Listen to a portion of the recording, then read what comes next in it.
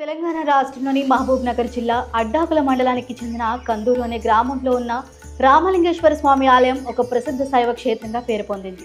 దీనిని దక్షిణ కాశీ అని కూడా పిలుస్తారు.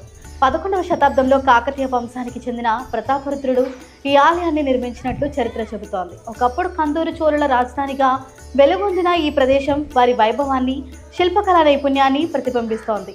ఆలయ చరిత్ర ప్రకారం త్రేతాయుగంలో శ్రీరాముడు ఈ ప్రాంతానికి వచ్చి స్వయంగా శివలింగాన్ని ప్రతిష్ఠించినందువల్లే దీనికి శ్రీ రామలింగేశ్వర స్వామి దేవాలయం అనే పేరు ఏర్పడింది.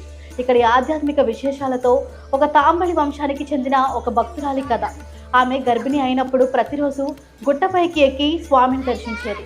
ఆమె భక్తికి మెచ్చి స్వామి రథంపై ఆమె వద్దకు దిగి వచ్చానని, అయితే ఆమె వెనక్కి తిరిగి చూడటంతో రథచక్రం విరిగి ఒకటి కోనేటిలో పడిపోగా మరొకటి లింగాకారంలో ప్రతిష్ఠితమై రామలింగేశ్వరుడుగా కొలువై ఉన్నారని పురాణం చెబుతోంది. ఈ ఆలయానికి మరో ప్రత్యేకత